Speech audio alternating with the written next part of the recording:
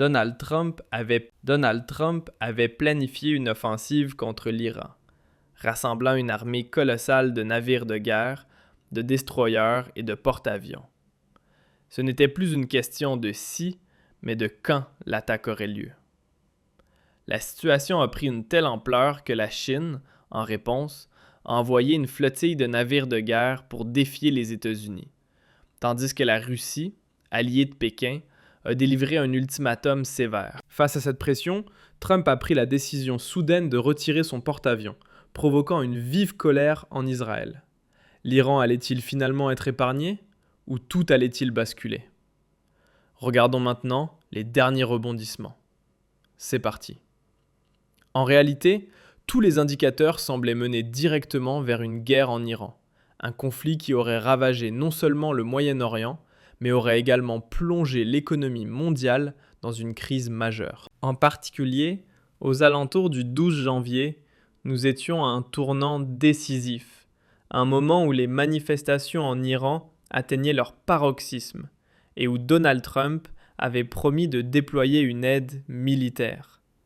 Mais un événement imprévu a surgi, bouleversant tous les plans. À ce moment précis, la Chine et la Russie ont adopté une posture inébranlable, déployant leurs forces spéciales pour étouffer dans l'œuf toute tentative américaine de renverser le régime iranien. La stratégie de Trump consistait à attaquer l'Iran sur deux fronts. D'une part, en soutenant les protestations internes, contrôlées par la CIA et le Mossad, et d'autre part, par des frappes aériennes et maritimes, créant ainsi un conflit à deux fronts que l'Iran ne pourrait pas gagner.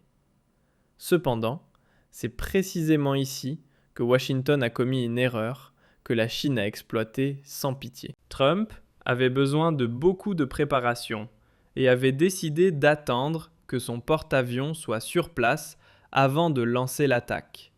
Il avait donc misé sur un seul cheval.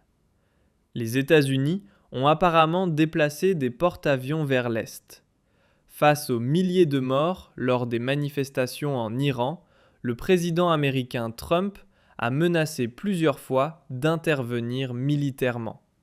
Selon les rapports des médias, les États-Unis ont donc déployé un porte-avions dans la région. Trump a ainsi envoyé le porte-avions USS Abraham Lincoln au Moyen-Orient.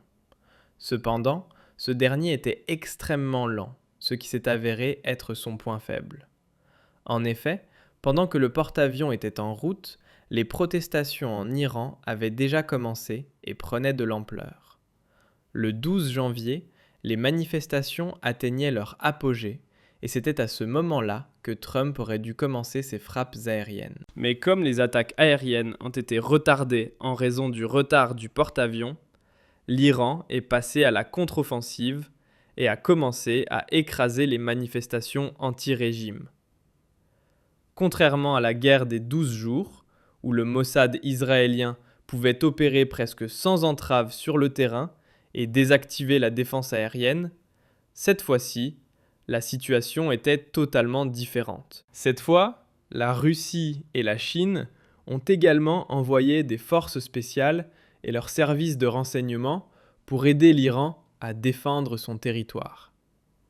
Le premier grand coup porté contre les Américains fut l'utilisation de radars de haute technologie et de brouilleurs qui ont paralysé l'Internet en Iran et désactivé les satellites Starlink. La Chine traque les terminaux Starlink. Récemment, l'Iran a saisi plusieurs milliers d'appareils Starlink utilisés pour coordonner les manifestations.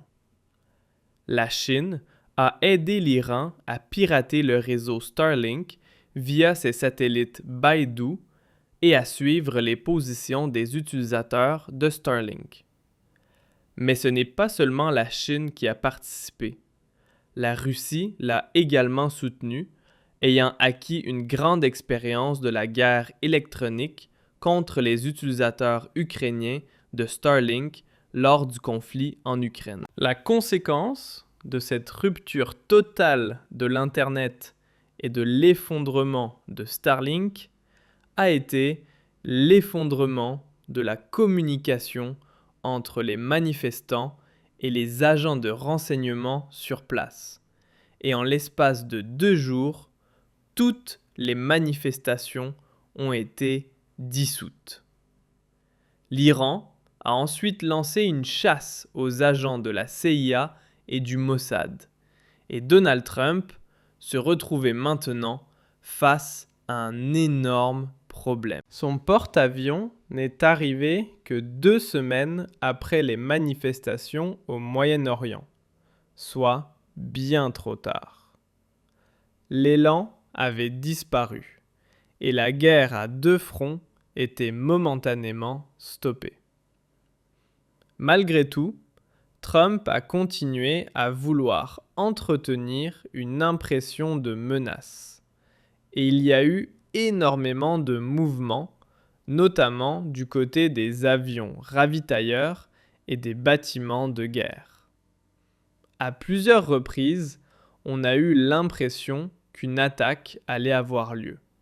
Mais à chaque fois, les avions étaient rappelés. Un peu comme ce qui s'est passé au Venezuela, où plusieurs attaques fictives ont eu lieu avant que la vraie action ne soit déclenchée 3 mois plus tard.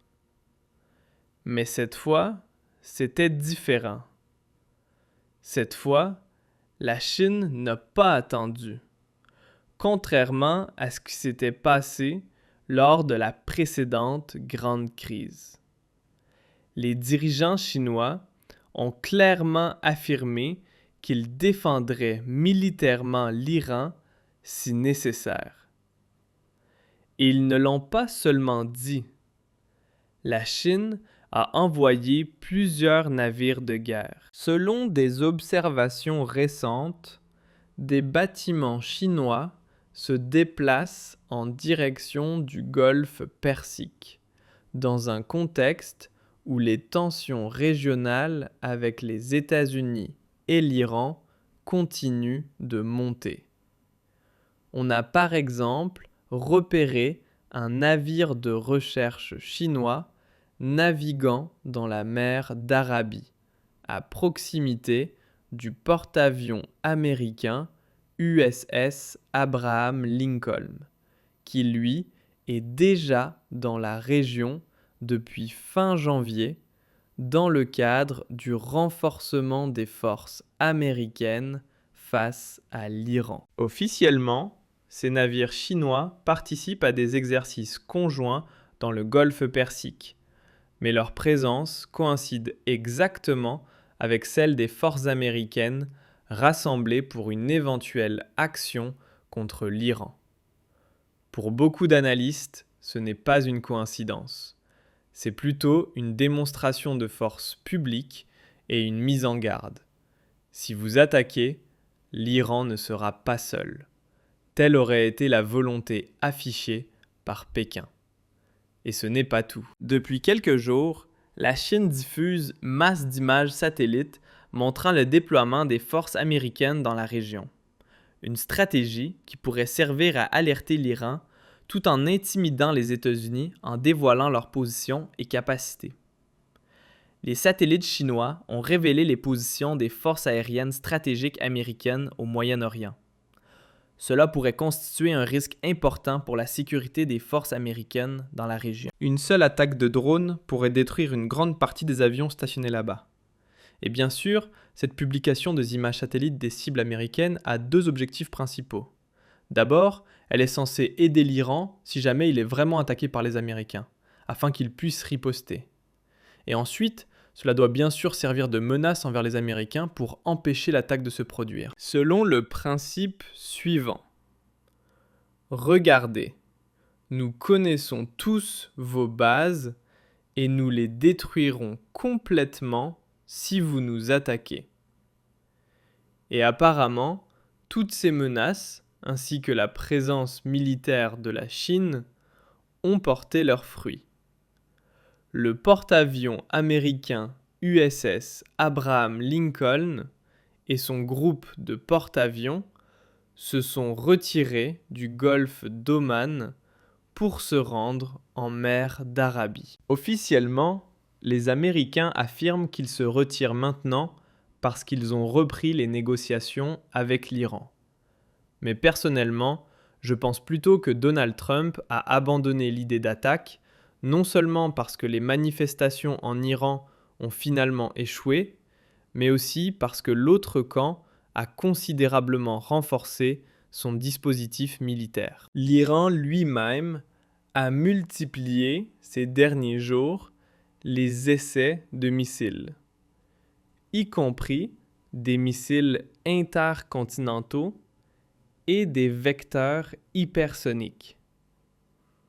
Parallèlement, la Russie a fourni d'importants systèmes modernes de défense anti-aérienne et, comme je l'ai déjà mentionné, la Chine est bien présente avec ses propres navires de guerre. Je crois que Trump a fini par comprendre que la Russie et la Chine sont réellement déterminés à défendre l'Iran cette fois-ci, et qu'un changement rapide de régime, comme on l'a vu ailleurs, n'est plus envisageable dans ces conditions.